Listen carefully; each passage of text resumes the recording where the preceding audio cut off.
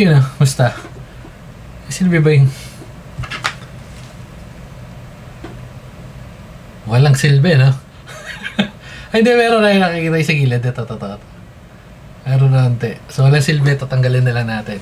Anyway, so yun, musta?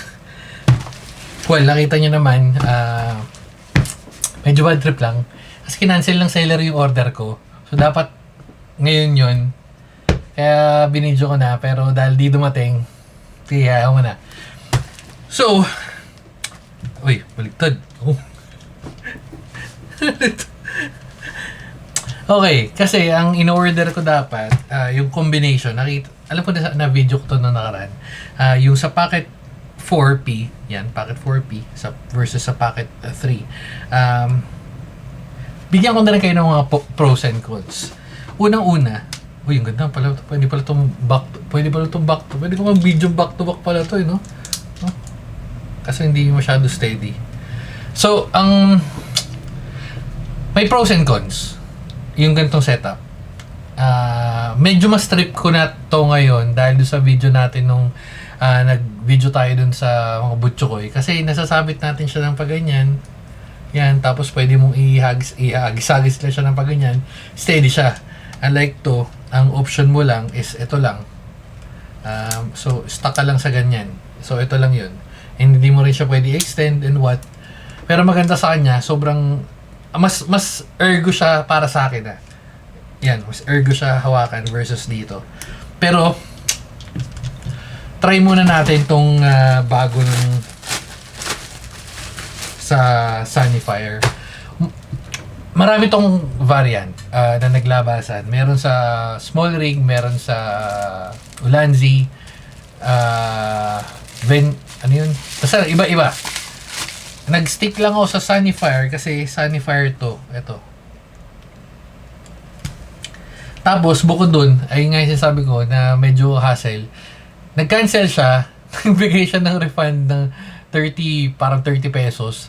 Tapos, pagka-check ko, parang tinaas yung presyo ng 600. Siguro dumami orders or what. So, kinancel ko. Hindi ko na muna in-order. Siguro antay ko pag nag-sale or pag nag-sale, tsaka ako order. Anyway, so, ay shit, parehas lang. Pero, makikita nyo, nakalagay dito packet 4. Kung titignan natin dyan, parehas lang. Pero syempre, bubuksan natin para malaman natin at ita-thumbnail din muna natin, no? Kasi dapat magkakasabay yun eh. Kaso, anong nga gagawin natin? Kinancel nga ni, no? Kinancel nga ni. Parehas lang. Parehas nga lang. Nilagay niya lang yun. Tsaka kaya ako siya in-order sana. May damage. Wait. Medyo iba pala to. Ito yung magnet.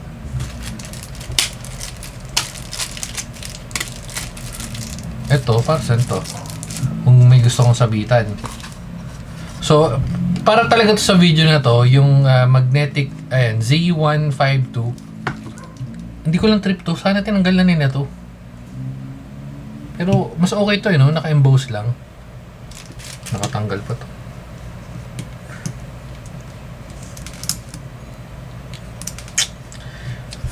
Oh, anyway. So, ito, may kasama siyang magnet. Para sa inyong magnet, malamang just in case na kung gusto mo idikit kung saan-saan. Yan. Parang pwede yata to sa kotse siguro.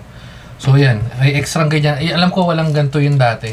Ito, wala lang. Ito, pang higpit. Tatabi na natin. Di naman natin magagamit yan. Pero, sige. Nandyan naman yan eh. So, papakita ko lang sa inyo. Wala nang kapal nitong ano. Sayang ano. So, tanggalin na natin to. Bam. Ano yung binago sa kanya? Ito. Kasi so anong malaking difference? Lakas ng magnet.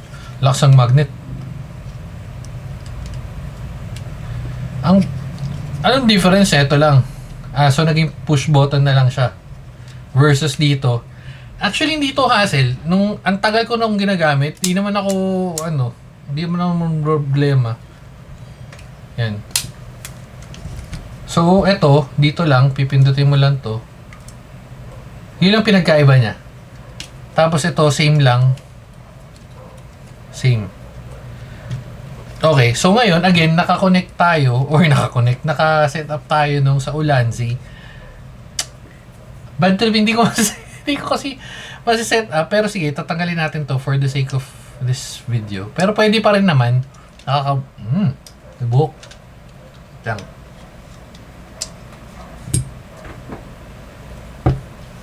Masabit yung mga buhok-buhok ni Gagay. So, pwede pa rin naman to.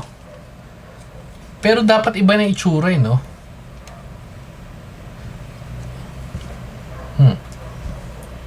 Sige.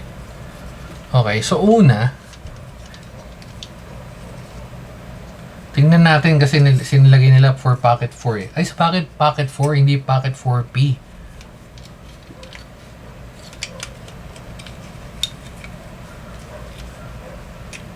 Okay.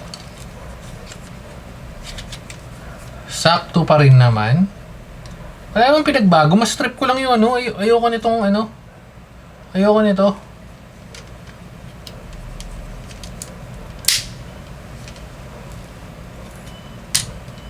So, yung adjacent halos wala naman eh. Wala oh. Kita mo, walang pinagbago.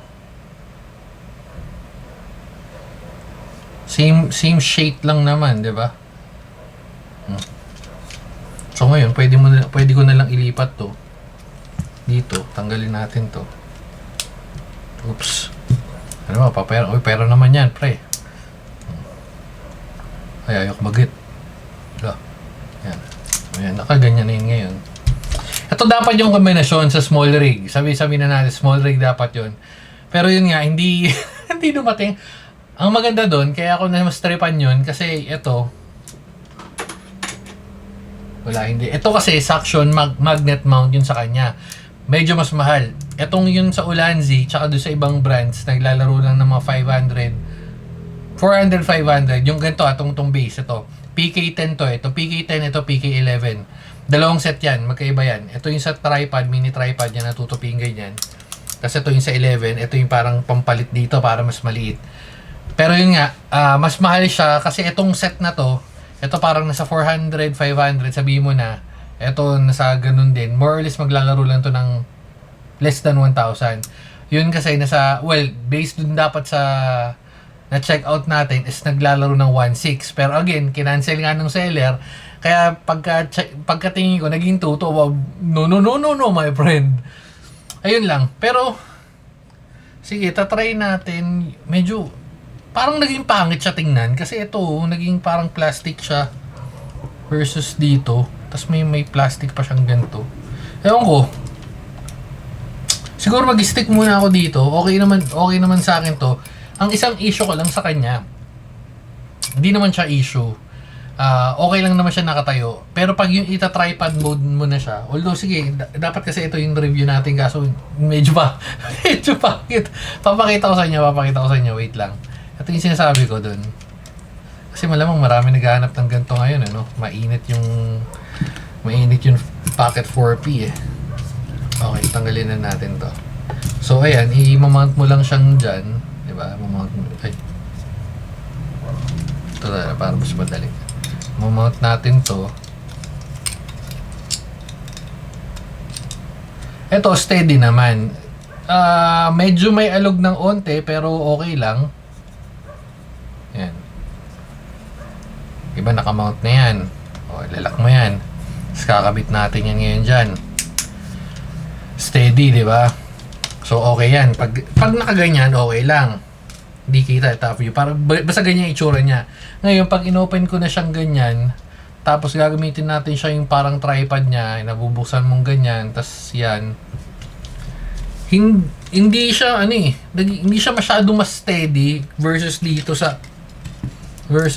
although mas maliit lang to, pocket shape kasi to. Ayun, medyo mas alam mo yun, mas kampante ka na, ewan ko, para sa akin although feeling ko steady naman, kasi parang ang nipis niya. Ang nipis niya. Ayun lang naman yung akin. Pero anyway, hindi ko masyado trip to, hindi ko matandaan yung presyo, pero sige. Tatry natin tumingin ng iba kung may mas better. Kasi pare-parehas lang naman yung ano nun, ng Pocket 3. Di ko sure sa 2 kasi wala pa akong tunon. So Pocket 3, Pocket 4, Pocket 4 P or /Pro, parehas lang naman yun. Ayan, ito lang naman yun. Anyway, so yun lang, dito na natin tatapusin. Tabi lang muna natin to just in case ito medyo back up muna natin to. At dahil dyan, babay na muna mga guys. Babu.